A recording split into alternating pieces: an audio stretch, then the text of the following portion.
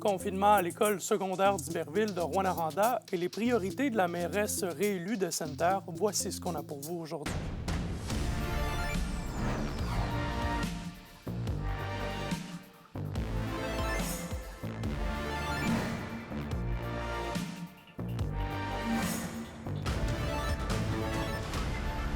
Bonsoir tout le monde, merci de vous joindre à nous. On débute à Rouyn-Noranda alors qu'une opération policière a présentement lieu à l'école secondaire d'Iberville où les élèves et le personnel sont confinés depuis les environs de 15 heures. La Sûreté du Québec qui nous confirme avoir reçu une information à valider sans vouloir dire de quoi il s'agit, mais qui nécessite le déploiement de différentes mesures. Un périmètre de sécurité a été érigé. Le Centre de services scolaires assure que tout le monde est en sécurité et que dès qu'il le pourra, plus d'informations seront transmises. Et on poursuit avec le Bureau des enquêtes indépendantes qui ne sanctionnera pas des policiers de Rouyn-Noranda impliqués dans une intervention survenue le 5 septembre dernier où une personne avait trouvé la mort. Le travail des agents n'a donc pas contribué au décès ou à la blessure grave de l'individu qui était en détresse au moment des faits et qui possédait une arme à feu. Lors de leur arrivée à la résidence en soirée, les policiers ont tenté à plusieurs reprises d'être en contact avec la personne, mais sans succès. Plus tard dans la nuit, ils ont constaté le décès de la personne après avoir réussi à entrer dans la maison. Le BEI qui met donc fin à son enquête. Un sondage léger du Journal de Montréal révèle que les Québécois sont de moins en moins pour la souveraineté. Si un référendum sur la souveraineté avait lieu, le camp du non aurait obtenu une victoire écrasante avec 65 %, soit presque 2 fois plus que le camp du oui avec 35 %. L'inquiétude des Québécois est la cause principale de la chute du souverainisme et pour l'instant, seulement un électeur sur 4 souhaite la tenue d'un référendum d'ici 5 ans, même si le Parti québécois a l'appui des francophones avec 43 %. Cela ne se transpose pas en appui pour la souveraineté. Ces affaires-là, ça coûte assez cher, là, que j'espère qu'une bonne journée, tout le monde va se mettre bien d'accord pour essayer de garder quelque chose qui va durer plus que 2-3 ans, garder quelque chose qu'on arrête de payer une fois pour toutes. Moi, dans mon cercle d'amis, puis tous les gens que je côtoie, c'est pas mal plus dans le oui. Puis, personnellement, moi, je suis pour le Parti québécois. Probablement que moi, j'aurais voté oui pour un 3e référendum. Si ça va arriver, moi, je serais pas contre de l'essayer. Ça me déçoit. Oui, il faut... À un moment donné, il faut passer à autre chose aussi pour essayer d'améliorer nos biens, notre environnement aussi. Politique municipale maintenant, alors que la mairesse sortante Nataliane Pelcha a été réélue sans opposition à Sainte-Terre au début du mois. Quelles sont les priorités et les principaux défis de la ville? Zachary, vous vous êtes entretenu justement aujourd'hui avec la principale intéressée. Oui, effectivement, André, je me suis entretenu avec Mme Nataliane Pelcha, qui entreprend plutôt, un 2e mandat dans la ville de Sainte-Terre, premier qui était en 2021, de la municipalité de 2700 personnes. Elle dit vouloir miser sur la stabilité pour poursuivre les projets qui sont déjà en œuvre, tout en souhaitant plus de participation citoyenne pour les élections à venir plus tard. Et donc, elle dresse également un bilan positif des 4 dernières années à la barre de la mairesse, malgré qu'il y a eu plusieurs défis entre-temps. Elle se dit fière du travail accompli pour rétablir les services de santé après la fermeture temporaire de l'urgence en 2021 et pour soutenir les familles de la région. Également, elle veut se concentrer maintenant sur ses efforts sur la relance économique, le développement économique durable plutôt, et les logements abordables à la ville de Sainte-Terre et poursuivre la croissance de cette municipalité. Voici ce qu'elle avait à dire. Il y en a vraiment plusieurs, entre autres, continuer la planification stratégique. On parlait de pistes cyclables, il y a plusieurs projets comme ça. L'immobilier, c'est super important. Mais on a un gros dossier qui nous tient à cœur présentement, puis c'est entre autres les travailleurs étrangers temporaires. On travaille avec le gouvernement fédéral afin qu'il puisse modifier son 10 % là, parce que c'est un peu ça, là, la loi, là, 10 % de travailleurs étrangers temporaires.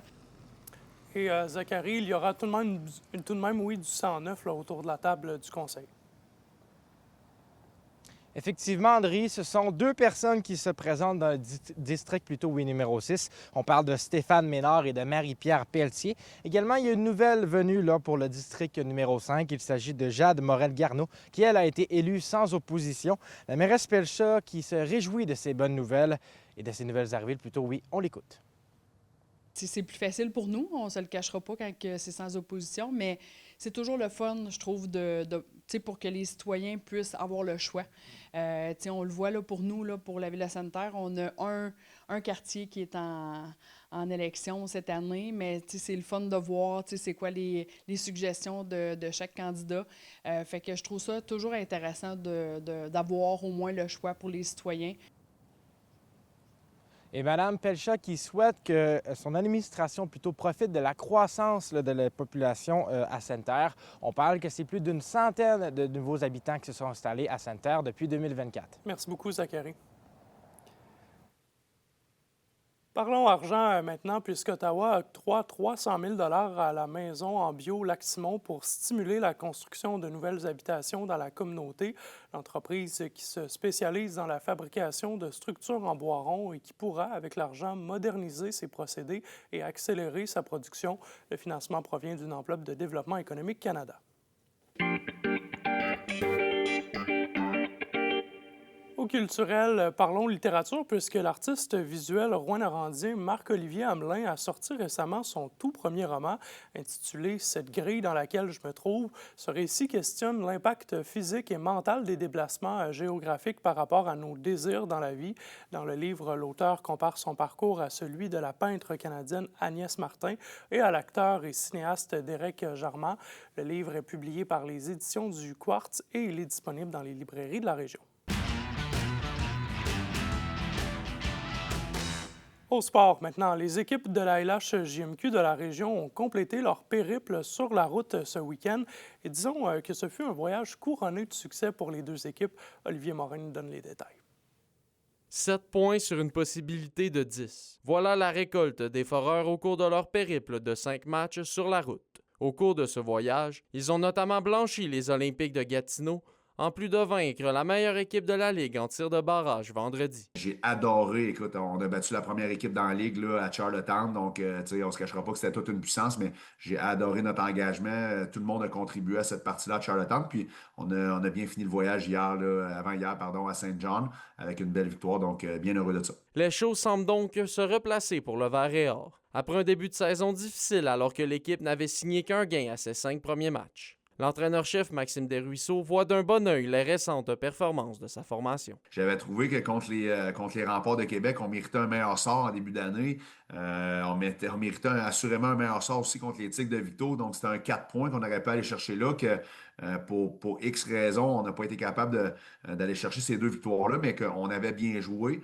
Puis là, regarde, présentement, on va chercher des points d'une manière plus convaincante. De leur côté, les Huskies de Rouyn-Noranda ont également amassé 7 points sur une possibilité de 10. Au cours de leur séquence, la Meute a notamment vaincu l'Armada de Blainville-Boisbriand par la marque de 3-1 samedi après-midi. Il s'agissait de la première défaite de la formation des Laurentides en temps réglementaire depuis le début de la saison. Par ailleurs, la troupe de Steve Hartley se retrouve présentement au 3e rang du classement général de la LHJMQ. Les Huskies et les Foreurs seront de retour devant leurs partisans ce week-end alors que les Voltigeurs de Drummondville et les Olympiques de Gatineau seront en ville.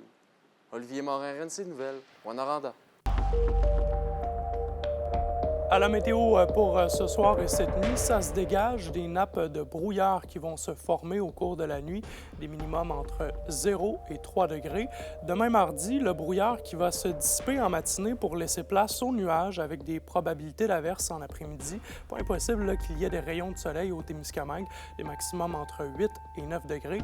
Et un aperçu pour mercredi, petit répit de pluie, mais ça reste gris, maximum de 10 degrés sur l'ensemble du territoire. C'est tout pour nous en ce lundi 20 octobre. Merci beaucoup d'avoir été des nôtres. On se dit à demain. Excellente soirée à vous.